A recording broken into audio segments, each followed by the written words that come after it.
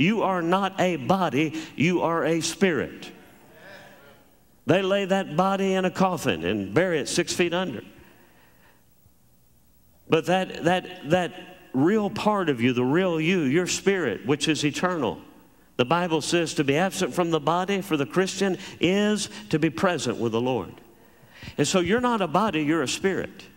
And you're going to live forever. Whether you live forever with God in heaven, that's God's will. And that's God's gift. You can't work your way there. The Bible says we are saved by the grace of God. Are you with me? It takes the grace of God to save a human being. And he said, anybody that will believe in my grace, my great compassion, and my mercy, and believe that I came. Now let me just say it real simply. God made a man. Man made a mess.